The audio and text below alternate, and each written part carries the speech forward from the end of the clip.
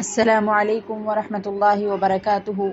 الحمد للہ رب العالمین والصلاة والسلام علی اشرف الانبیاء والمرسلین وعلی آلہ وصحبہ ومن تبعہم بإحسان الی یوم الدین، اما بعد۔ رب اشرح لی صدری ویسر لی امری واحلل عقدۃ من لسانی یفقہوا قولی۔ عزیز طالبات، شرعی ڈپلومہ کورس کے ادیان و فرق کے اس سیمسٹر کے درس میں آپ تمام کا تہ دل سے استقبال ہے۔ امید ہے آپ تمام بخیر و عافیت ہوں گے۔ اللہ تعالی ہم سب کو صحت و عافیت کے ساتھ رکھے، اپنے حفظ و امان میں رکھے اور ہر قسم کے فتنے و فساد اور شر سے ہم کو محفوظ رکھے، آمین۔ گزشتہ درس میں ہم نے جانا تھا کہ فرق کے معنی کیا ہیں، یعنی کہ فرق یہ کیا ہے؟ فرقتن کی جمع ہے، جس کے معنی ہے الگ ہو جانا یا پھر جماعت یا گروہ کے، اور اصطلاح میں اس کا معنی یہ تھا کہ دین میں کسی مسائل یا عقائد کو لے کر یا پھر معاملات میں اختلاف کر کے الگ ہو جانا یا پھر گروہ میں بٹ جانا، جیسا کہ آج ہم اپنے معاشرے میں مختلف فرقوں اور گروہوں کو دیکھتے ہیں۔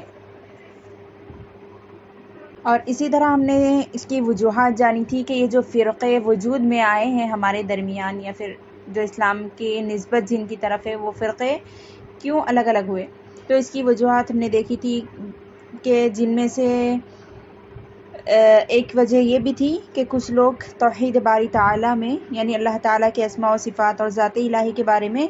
گمراہی کا شکار ہو گئے، اور کچھ لوگ ایمان کے معاملے میں اختلافات کا شکار ہو گئے، اور کچھ تقدیر کے مسئلے میں اختلافات کا شکار ہو گئے، کچھ لوگ عقائد کے باب میں گمراہ ہو کر اختلاف کا شکار ہو گئے، اور کچھ لوگ صحابہ کرام اور اہل بیت کے مسئلے کو لے کر اختلاف کا شکار ہو گئے۔ تو یہ تھی ان کی فرقوں کے وجود میں آنے کے کچھ اسباب۔ اسی طرح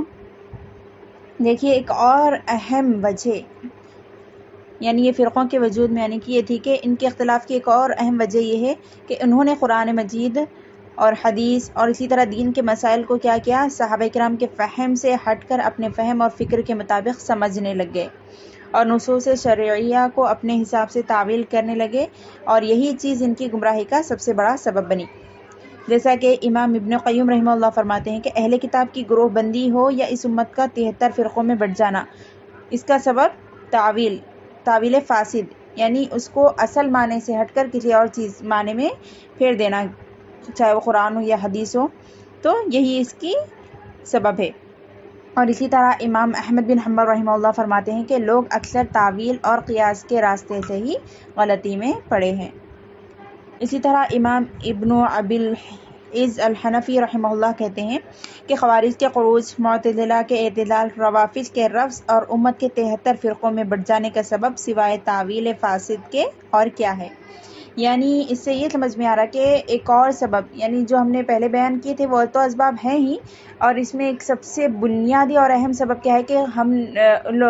لوگوں نے کیا کیا؟ قرآن، حدیث اور اسی طرح دین کے دوسرے مسائل کو فہم صحابہ یعنی منہج سلف سے ہٹ کر اپنی سوچ اور فکر کے مطابق جب وہ لوگ دین کو سمجھنے لگے تو پھر ان میں اختلاف پیدا ہوا، اور اس طرح وہ لوگ گروہ میں بیٹھ گئے۔ اور اسی طرح گزشتہ درس میں ہم نے ایک نقطہ بیان کیا تھا، یا پھر یہ کہہ لیجئے کہ ایک مسئلہ جو کہ بہت اہم ہے، جو کہ آج ہمارے درمیان بہت زیادہ عام ہے، وہ ہے تکفیر، یعنی کسی پر کافر کا حکم لگانا۔ تو ہم نے بیان کیا تھا کہ ہم کسی بھی فرقے یا گروہ یا جماعت پر ان کے ہم سے اختلاف کی بنا پر، چاہے وہ اعتقادی مسائل ہو یا پھر ان کی بدعات پر عمل کرنے کی وجہ سے، ہم ان پر کیا کر سکتے ہیں؟ کفر کا فتویٰ نہیں لگا سکتے، جب تک کہ شریعت سے ان پر کفر ہونے کی حجت یا دلیل قائم نہ ہو جائے۔ کیونکہ دیکھیے شریعت میں کسی پر بھی تکفیر کا حکم لگانے کے 2 اصول مقرر ہیں، ایک تو یہ کہ شروط کا پایا جانا، اور دوسرا معنی کا نہ ہونا،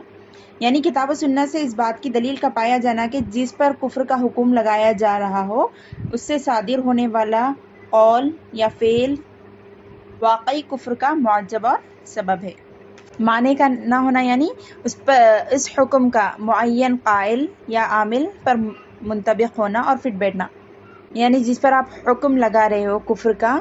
اس پر وہ صحیح سے فٹ ہو، یعنی وہ اس کا مستحق ہو، اس طرح کہ اس کے حق میں تکفیر کی شرطیں پائی جائے اور موانع کا نہ ہونا ثابت ہو جائے۔ یعنی تکفیر کی جو شرائط اہل علم نے بیان کی وہ شرطیں اس میں پائی جانا، اور دوسرا کہ موانع یعنی جو تکفیر سے روکنے والی چیزیں ہیں اس میں نہ پائی جائیں، اور یہی دونوں اصول اس وقت بھی منطبق ہوں گے جبکہ کسی پر بدعتی ہونے یا فاسق ہونے کا حکم لگایا جائے گا، یعنی کتاب و سنت سے متعلقہ فرد سے صادر ہونے والے قول و فعل کے بدعت ہونے کی دلیل پائی جائے، اور اس متعین فرد کے حق میں جس کی طرف قول یا عمل کی نسبت ہے بدعتی ٹھہرانے کی شرطیں پائی جائیں اور موانع کا وجود بھی نہ ہو۔ اب دیکھیے اس کی مثال ایک یہ لے لیجئے کہ شرطیں پائی جائیں لیکن مانع نہ ہو، یعنی کوئی شخص اگر حرام امور کا ارتکاب کرنے والا ہو اور اس سلسلے میں قرآن و حدیث پر اس وعید آئی ہو تو یہ نصوص سے ثابت شدہ وعید کا مستحق اور اہل ہوگا، یعنی وہ سزا کا مستحق تو ٹھہرے گا، لیکن ممکن ہے یہاں کوئی مانع وجود میں آ جائے، لیکن یعنی کہ وہ شخص حرام کا ارتکاب کیا اور اس پر دلائل بھی آئے کہ اس شخص کو یہ سزا دی جائے تو اس کا مستحق تو ہوگا، لیکن ساتھ میں یہاں پر کوئی مانع چیز ہے جیسے کہ جو کہ عقاب سے بچنے کا ذریعہ ہے، یعنی جو اسے سزا سے اس کو بچا لے، تو ان میں سے ایک ہے توبہ، جیسے کہ توبہ کرنے سے اللہ تعالیٰ کیا کرتا ہے، معاف کر دیتا ہے، تو اس سے سزا بھی ہٹ جائے گی، اور اسی طرح مصائب، کبھی کبھار کیا ہوتا ہے مصائب کے ذریعے اللہ تعالیٰ بندوں سے اس کے گناہوں کو معاف کر دیتا ہے، جیسا کہ حدیث میں بھی بیان کیا گیا ہے کہ کسی مسلمان بندے کو جب کوئی مصیبت، غم یا پھر پریشانی لاحق ہوتی ہے تو اس کے گناہوں کا کفارہ کا سبب بن جاتی ہے، اسی طرح دوسرے امور جو گناہوں کا کفارے کا سبب ہیں، تو یہ چیزیں اس کے سزا میں مانع ہیں۔ اور اسی طرح دوسری مثال یعنی مانع تو ہے لیکن شرط نہیں، یعنی مانع بھی نہیں ہے، یعنی اس چیز کو منع بھی نہیں کر سکتے لیکن وہاں پر شرط نہیں پا جا رہی،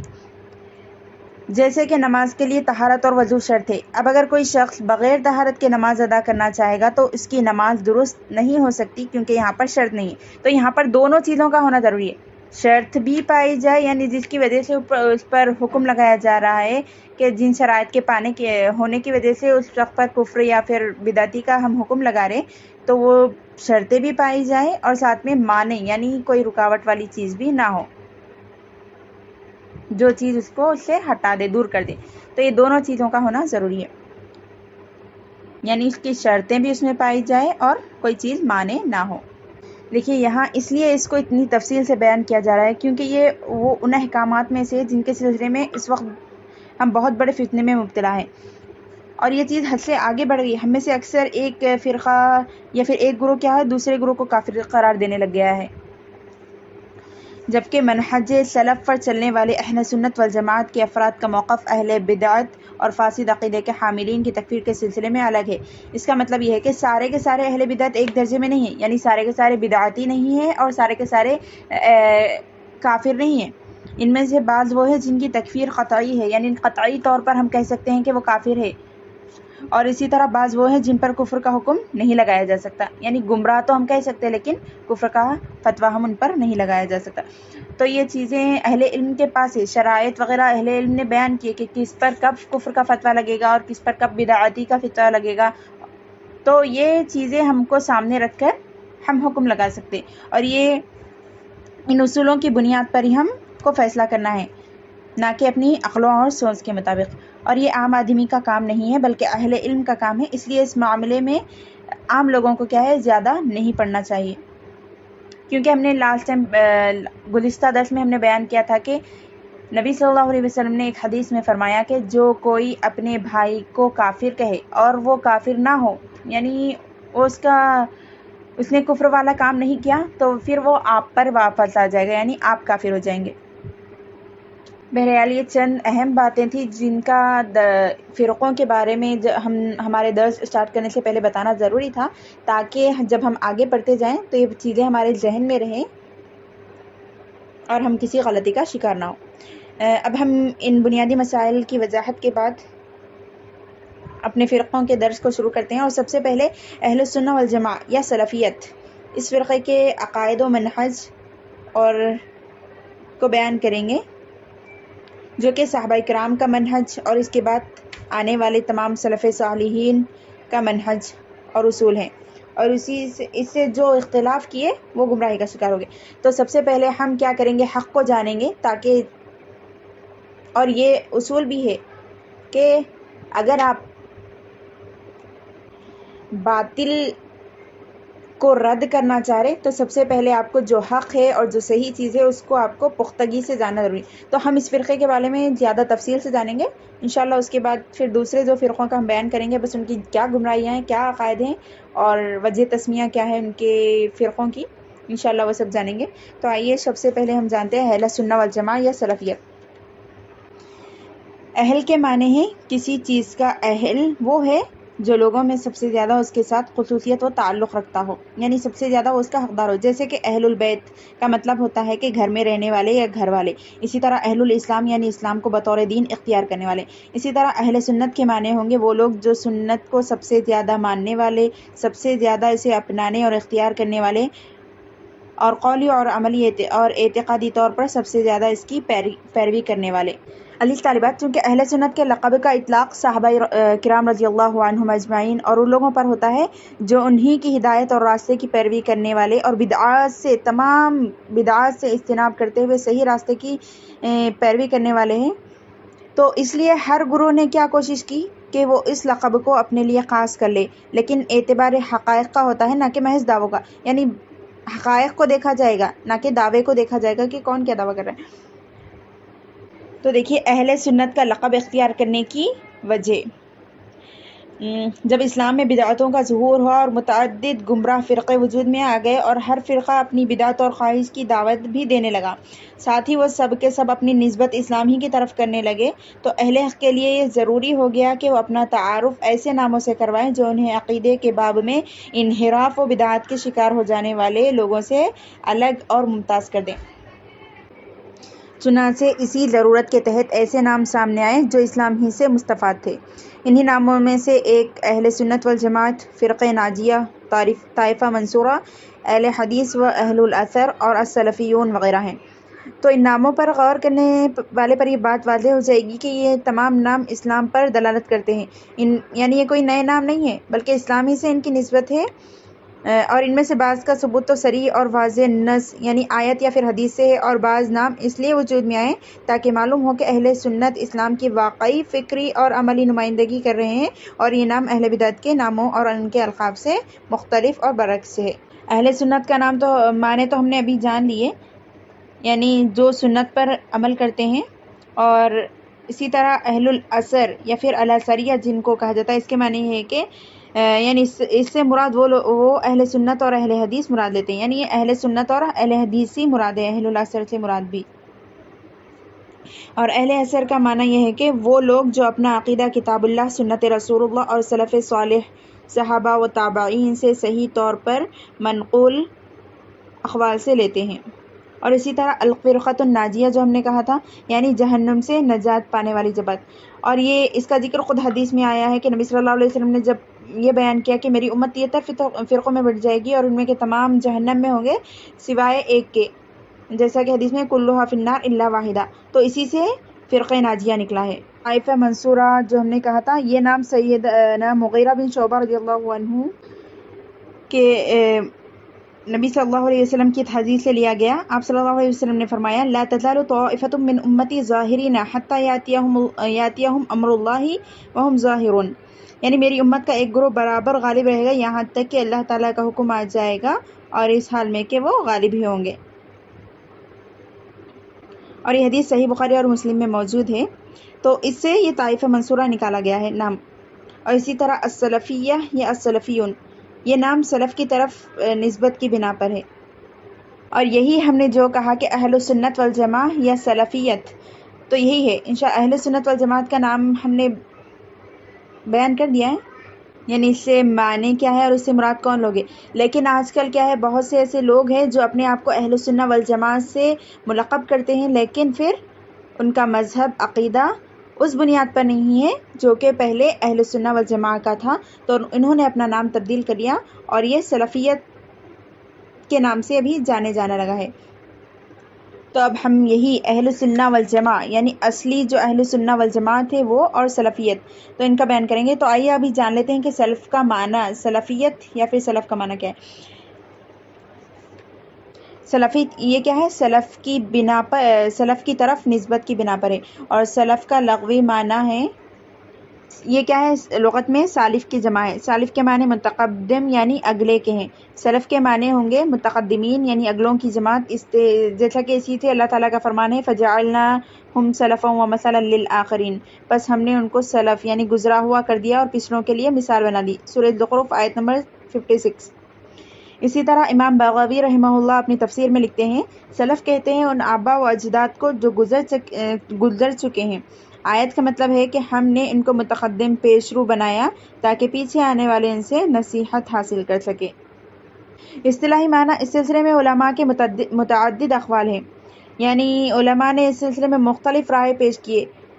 تو پہلا یہ ہے کہ وہ صرف صحابہ یعنی سلف سے مراد کیا ہے؟ صرف صحابہ ہے، اور دوسرا قول یہ ہے کہ وہ صحابہ اور تابعین ہیں، اور تیسرا قول یہ ہے کہ وہ صحابہ، تابعین اور تبع تابعین ہیں۔ اسی طرح ایک اور قول یہ ہے کہ سلف وہ ہے جو 5ویں صدی سے پہلے تھے، یعنی 5ویں صدی ہجری سے پہلے کے جو علماء تھے ان کو سلف کہا جائے گا۔ اس فکر کے حاملین نے یہ سمجھتے ہیں کہ یہ ایک مذہب ہے جس کا تعلق ایک محدود اور متعین زمانی مرحلے سے ہے، اس کے بعد سے نہیں، یعنی جو 5ویں صدی ہجری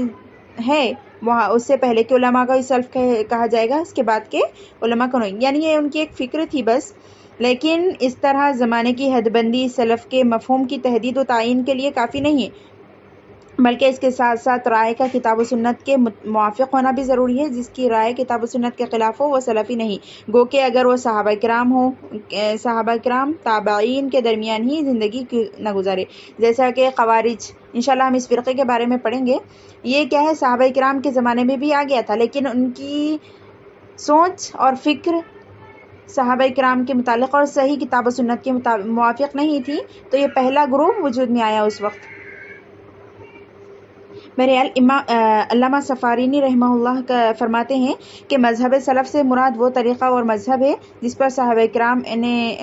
کرام احسان کے ساتھ ان کی اتباع کرنے والے یعنی تابعین، اور اسی طرح تبع تابعین، اور وہ ائمہ دین جن کی امامت کی گواہی دی گئی ہے، دین کے سلسلے میں جن کی عظمت شان معروف ہے، سلف سے خلف تک لوگوں میں جن کو قبول عام حاصل ہو، نہ کہ ان لوگوں کا طریقہ جن پر بدعت کا الزام ہے یا جن کی شہرت ناپسندیدہ القاب کے ساتھ ہے، جیسے خوارج، روافض، قدریہ، مرجئہ، جبریہ، جہمیہ، معتزلہ، کرامیہ اور ان جیسے دوسرے لوگ۔ تو آج کے درس میں ہم نے جانا کہ یعنی جو مختلف فرقے وجود میں ان کا کیوں وجود میں آئے، ان کی وجوہات، اور اسی طرح تکفیر کا مسئلہ ہم نے تفصیل سے بیان کیا ہے کہ کسی بھی شخص کو ہم بغیر کسی دلیل کے کافر نہیں کہہ سکتے جب تک کہ شریعت میں اس کے اوپر کوئی واضح دلیل نہ آ جائے۔ اور اس سلسلے میں ہم نے 2 اصول بیان کیے گئے کہ شرائط کا پایا جانا یعنی تکفیر کے جو شرائط علماء نے بیان کیے گئے کہ وہ شخص کو کافر کب کہلائے گا، تو ان شرائط کا پایا جانا، اور اسی طرح کوئی معنی اس میں موجود نہ ہو، یعنی اگر وہ شخص کوئی کام کفریہ کیا بھی لیکن کوئی منع اس سے رکاوٹ والا وہاں پر سبب موجود نہ ہو، اس کے کفر تک پہنچنے میں کوئی رکاوٹ نہ ہو، تو یہ دونوں چیزیں ضروری ہے، شرائط کا پایا جانا اور معنی کا نہ ہونا۔ تو ان چیزوں کی بنیاد پر ہم کفر کا فتویٰ لگائیں گے۔ اسی طرح ہم نے جانا یعنی اہل سنہ والجماع کیا ہے، اس کی تعریف اور اس کی وجہ تسمیہ، اور اسی طرح سلفیت کیا ہے۔ انشاءاللہ اگلے درس میں ہم جانیں گے ان کے عقائد، منہج اور اصول۔ تو آج کے درس میں بس اتنا ہی۔ جزاکم اللہ خیراً، وآخر دعوانا الحمد للہ رب العالمین، والسلام علیکم ورحمۃ اللہ وبرکاتہ۔